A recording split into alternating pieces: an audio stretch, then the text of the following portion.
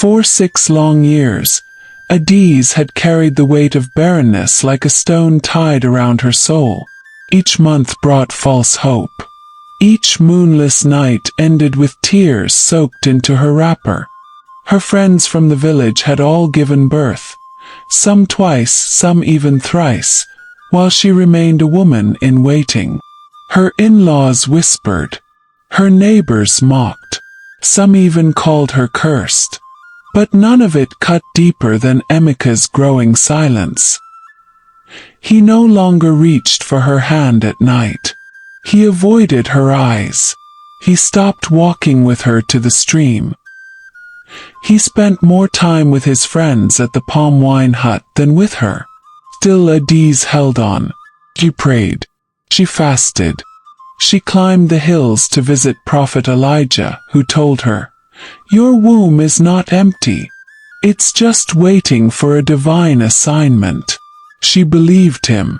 When she fainted at the market one afternoon, people rushed her to the clinic. She assumed it was malaria again. But when the nurse ran a test, her eyes widened. "Adaeze, you're pregnant." Adaeze blinked. "What did you say?" "You're going to have a baby." "Oh, not a baby. Babies." The ultrasound confirmed triplets. 3 heartbeats, strong and steady. The nurse placed her hand over Adaeze and whispered, "You are blessed." The village exploded with joy. People visited her daily, some out of excitement, others just to see if the rumor was true.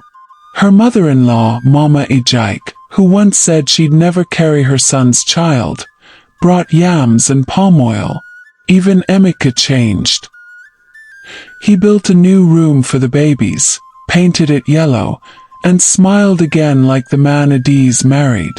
"I will love them, Adaeze," he said. No matter what. Labor began at sunset. It was violent and fast. Thunder cracked the sky. The rain roared. But inside the midwife's hut, Adaeze screamed until her throat went dry. Then the first child came. The midwife gasped. The second followed.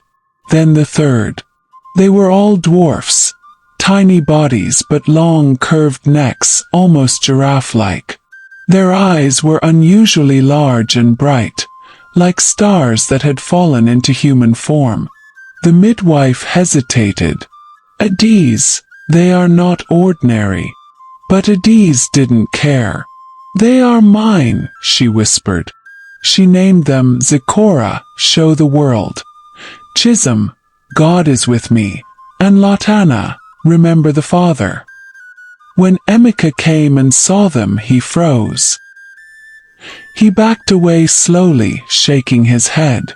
No, Adaeze. What is this? This is not natural. These are not children. They are curses.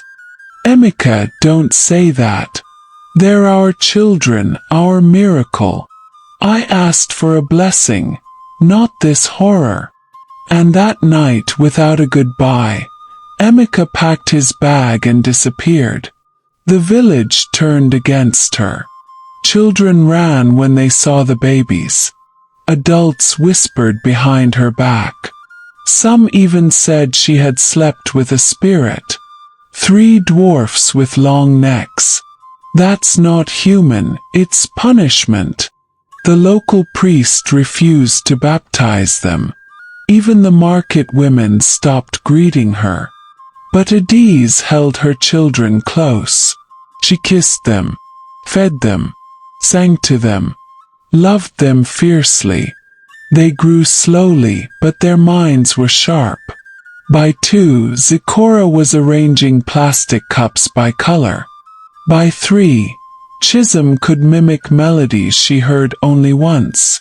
Latana was drawing strange but beautiful symbols in the sand. The world saw deformity. Adaeze saw divinity. One day, a Lagos doctor visiting for outreach saw the children and asked to examine them. He returned with a team of researchers. They are perfectly healthy. Their condition is rare, but it's genetic, not supernatural.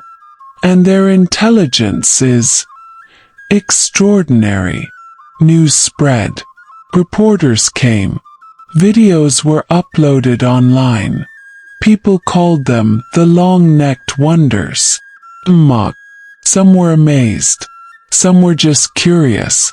The government offered to sponsor their education in the city. Adaeze refused at first. She feared losing them. But the children begged. "Mama, let us go and show the world." Reluctantly, she agreed. They moved to Enugu, accompanied by Adaeze. There they began school. Zikora at 7 started coding. Chisholm at 8 joined a national music competition and won second place with a song she composed herself. Latana spent his time with disabled children, teaching them to draw and calming autistic pupils with his peaceful presence. They didn't hide their necks. They wore them like crowns. And Adaeze walked taller.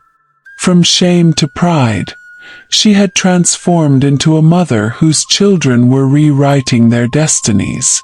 10 years passed. One Sunday afternoon there was a knock on their apartment door. It was Emeka. His beard was graying, his eyes sunken. He held a Bible and wore a fake smile. "I found Jesus," he said. "I want to see my children." Zikora, now 13, looked at him. "Why now?" "I was afraid," Emeka stammered. "But I've changed." Adaeze stared at him long and hard. "Fear didn't stop you from running. Pride did. And now their success brought you back." The children stood beside her. Latana said quietly, "We already have a father. His name is God." They closed the door gently, and Emeka wept outside alone. Adaeze returned to Umunnachi with her children during Christmas. The same villagers who mocked her now greeted her with respect. At the village square she spoke. "My children were never curses. They were blessings in unusual wrappers." She opened a foundation, Neck of Grace, to support mothers raising children with rare conditions. She trained midwives, built a learning center, hired therapists, gave scholarships. Umunnachi transformed from a town of shame to a town of hope. At 21, the Triplets gave a TED Talk titled, "Different Isn't Broken." Millions watched online. Chisholm sang a song titled Mama's Arms, a tribute to Adaeze. Zikora announced a tech initiative for special needs kids. Latana unveiled an art collection titled Womb of Wonders. As they stood hand in hand with their mother, applause thundered across the stage. Adaeze, tears rolling, smiled. They had turned rejection into royalty, pain into purpose, shame into stardom. Years later, Emeka died of an illness. He left behind a letter addressed to Adaeze and the children. "I was wrong. I let fear lead me. If only I had stayed, I would have seen the stars I helped create. Sorry. I hope someday you will forgive me." Adaeze read the letter aloud. Then, in silence, she lit a candle and prayed for his soul. "Forgiveness," she whispered, "is how we break curses." Today, a statue stands in Umunnachi. A woman holding 3 children, small, radiant, and with proud long necks, reaching for the sky. Beneath it are the words. She didn't need a perfect child. She only needed the courage to love the ones she was given. And Adaeze. She still walks through the market with her head high, wrapper tied firm, voice steady. Because in the end, her story was never about shame. It was about grace. and the power of a mother's love that never gave up. Then,